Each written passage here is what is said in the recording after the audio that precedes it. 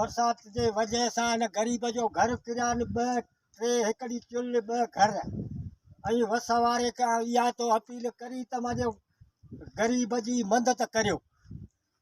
बरसात जे वजह सां घर इहे किरिया आहिनि।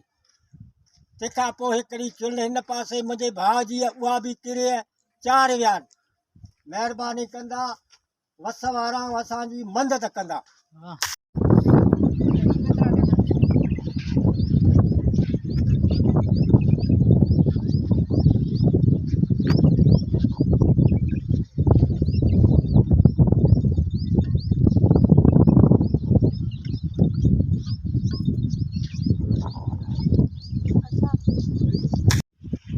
बिल्कुल ही गोठ सिद्दीक शेणु हमल पोटो अपर मोल में जिते 10 खां 12 घर ही कच्चा ड्रई पट थी आहिनि ग़रीबनि जा।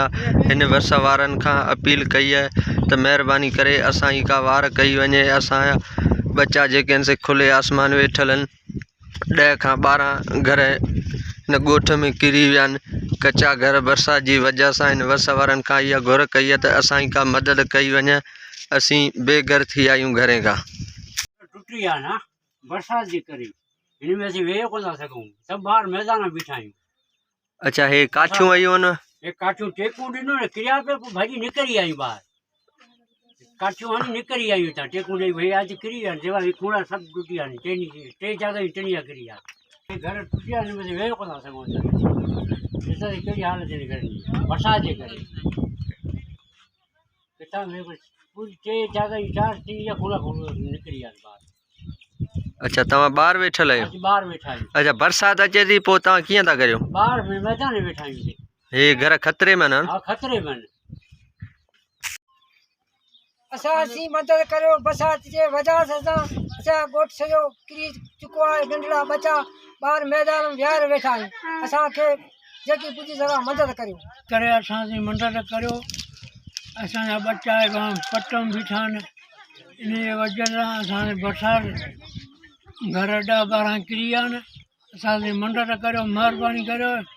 कांबू कान असांजा बच्चा ॿार मैदान में वेठा आहिनि। घर असां किरी विया का शइ कोन थी मिलियो वेठा आहियूं पट मैदान। महिरबानी करियो।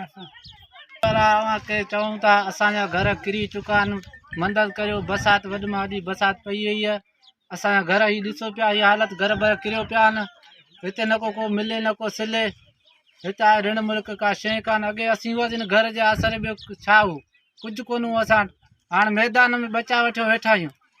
ऐं हाणे मैदान में बचा वठी वेठा आहियूं। असांखे न कुझु मिले न को सिले। हितां बरसातूं ढोरा नयूं सभु पई वहनि। असां एतिरो न किथां राशन आणियूं का शइ न आहे असां मौजूदु। असांजी हीअ हालत ॾिसो वेठा। असां घर बर सभु हड़ बरसाति केरे छॾिया आहिनि। हिकिड़ा 10-12 घर किरी विया आहिनि। ॿिया घर जेके आहिनि से बि किरण अथनि। वॾो नुक़सानु असां थी चुको। हाणे जेका करणी आहे असां मदद करियो। असांजा घर टुटी विया आहिनि। महिरबानी करे बच्चा ॿार पटी वेठा पिया आहिनि। ॾिसो ॿारनि अच्छा हिन जगह में सामान सब अंदर है? खाली बच्चा कढी घर सब असां टुटी विया आहिनि। असांजी मदद करियो। असीं ॿाहिरि मैदान में वेठा आहियूं।